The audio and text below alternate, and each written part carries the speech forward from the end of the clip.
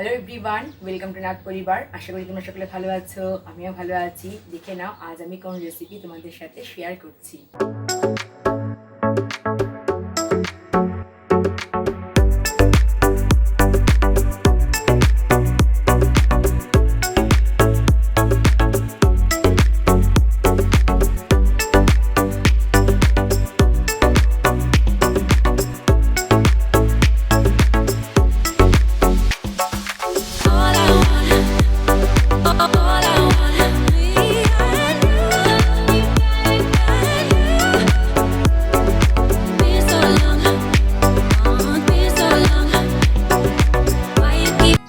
গত কয়েকদিন ধরে আমি কাঁচা আমের বেশ কয়েকটা রেসিপি তোমাদের সাথে শেয়ার করছি। আজও শেয়ার করছি কাঁচা আমের আরও একটা রেসিপি। আজ শেয়ার করছি কাঁচা আমের আমসত্ত্বর রেসিপি। একবার যদি তোমরা এইভাবে আমসত্ত্ব তৈরি করে রেখে দাও তাহলে 12 মাস কিন্তু কাঁচা আমের স্বাদ পাবে। আর এখন বাজারে প্রচুর পরিমাণে কাঁচা আম পাওয়া যাচ্ছে। আর দেখতেই তো পাচ্ছ যে কেমন গরম পড়েছে। সকালবেলা তৈরি করে যদি রোদে রেখে দাও, যখন বিকেলবেলা নিয়ে আসবে ছাদের থেকে, দেখবে আমসত্ত্ব রেডি। এটা দেখতে যেমন সুন্দর, খেতেও কিন্তু অসাধারণ। আর ভিডিওটা যখন তোমরা প্রথম থেকে শেষ পর্যন্ত দেখবে তখন বুঝতেই পারবে যে তৈরি করাও কিন্তু অত্যন্ত সহজ। তোমাদের কাছে আমার অনুরোধ রইল একবার এইভাবে তৈরি করে খাওয়ার জন্য। কাঁচা আমের আমসত্ত্ব বানানোর জন্য আমি দুটো কাঁচা আম নিয়ে নিয়েছি। ফার্স্টে কাঁচা আমগুলোর খোসা ছাড়িয়ে আমি ছোট ছোট টুকরো করে কেটে নিচ্ছি। কাঁচা আম দুটো কেটে ধুয়ে নিয়েছি। এবার আমি এর মধ্যে দিয়ে দেব অল্প একটু জল, জাস্ট সেদ্ধ হওয়ার মতন, আর দিয়ে দেব টেস্ট অনুযায়ী নুন। এবার আমি আমটা সেদ্ধ করতে বসিয়ে দেব।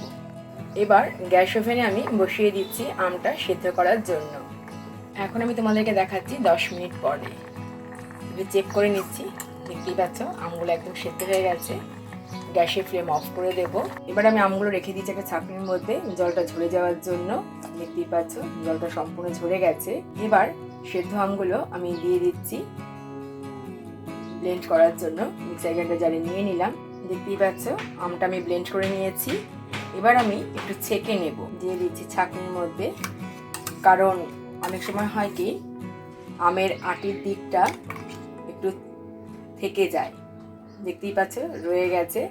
তো এইগুলো একটু ছেঁকে ফেলে দিলে ভালো হয়। এর মধ্যে আমের সম্পূর্ণ পেস্টটা নিয়ে নিয়েছি। এবার ভালো করে ছেঁকে নেব। ছাঁকা হয়ে গেছে। আর আমি আগেই বলেছিলাম যে আমের আটির যে সাদা অংশটা সেগুলো কিন্তু ভালো করে ব্লেন্ড হয় না, তো সেটা রয়ে গেছে ছাঁকনির মধ্যে। আর এই দেখো পাল্পটা বেরিয়ে গেছে। এবার আমরা নেক্সট স্টেপে যাচ্ছি। এবার কড়াইয়ের মধ্যে আমি দিয়ে দিচ্ছি আমের পাল্প, আর দিয়ে দিচ্ছি 2 টেবিল স্পুন চিনি। এবার মিডিয়াম টু লো ফ্লেমে আমি কন্টিনিউ নাড়তে থাকবো। এদিকে দেখো আমসত্ত্ব ঢালার জন্য আমি একটা স্টিলের থালা নিয়ে নিয়েছি, কাঁধা উঁচু। একটু সর্ষের তেল দিয়ে দেবো এর মধ্যে। তেলটা আমি ব্রাশ করে নেব। দেখতেই পাচ্ছ থালাটার মধ্যে খুব ভালোভাবে আমি সর্ষের তেল ব্রাশ করে নিয়েছি। এবার থালাটা এক সাইড করে রেখে দিচ্ছি। দেখতেই পাচ্ছ চিনিটা সম্পূর্ণ মেল্ট হয়ে গেছে। আমি এর মধ্যে দিয়ে দিচ্ছি বিট নুন, দিচ্ছি রেগুলার নুন। খুব ভালো করে মিক্সড আপ করে নেব। আর রংটা ভালো হওয়ার জন্য আমি 2-4 দানা গ্রিন কালার দিয়ে দিলাম। দেখতেই পাচ্ছ খুবই সামান্য, ইচ্ছে করলে তোমরা জেল কালারও দিতে পারো। আর এবার ভালো করে আমি মিক্সড আপ করে নিচ্ছি।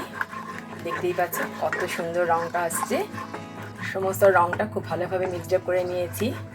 তবে রংটা সম্পূর্ণ অপশনাল, ইচ্ছে করলে তোমরা দিতে পারো, নাও দিতে পারো। এবার আমি এর মধ্যে দিয়ে দিচ্ছি গোলমরিচের গুঁড়ো, যেহেতু আমি ঝাল আমসত্ত্ব তৈরি করছি। আর দিয়ে দিচ্ছি চিলি ফ্লেক্স। এবার ভালো করে মিক্সড আপ করে নেব। এখানে একটা কথা বলার, সেটা হলো যে যদি তোমরা অনেক দিন ধরে এই আমসত্ত্ব রেখে দিতে চাও, অর্থাৎ সংরক্ষণ করতে চাও, সেক্ষেত্রে তোমরা এখানে ভিনিগার বা লেবুর রস ইউজ করতে পারো। এবার আমি গ্যাসের ফ্লেম অফ করে দেব। আর যে থালাটা আমরা তৈরি করে রেখেছি সর্ষের তেল মেখে, সেই থালার মধ্যে দিয়ে দেব। এবার এর মধ্যে আমি দিয়ে দেব তৈরি করে রাখা মিক্সচার।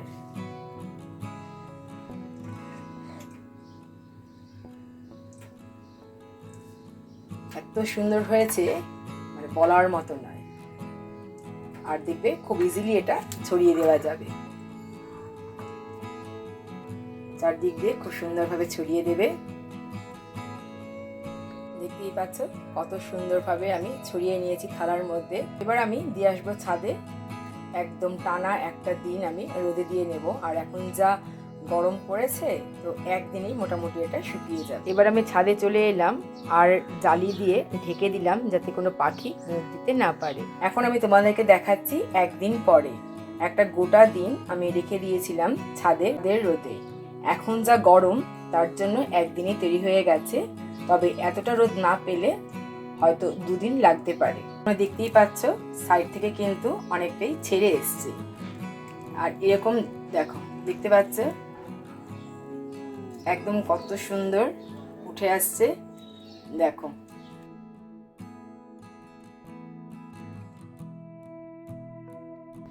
এবার আমি আমসত্ত্বটা কেটে তারপর তোমাদেরকে দেখাচ্ছি। এবার দেখো আমি 3 টুকরো করে নিয়েছি। এইভাবে তোমরা রোল করে দেখাতে পারো। দেখো কত সুন্দর হয়েছে, দেখতে পাচ্ছ।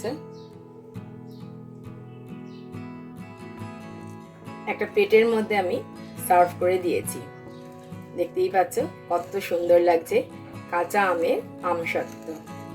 ভিডিওটা প্রথম থেকে শেষ পর্যন্ত দেখার জন্য অসংখ্য ধন্যবাদ। আশা করি আজকে ভিডিওটা সকলেরই ভালো লেগেছে। তাহলে আজ এই পর্যন্তই, দেখা হবে তোমাদের সাথে আবার নেক্সট ভিডিওতে।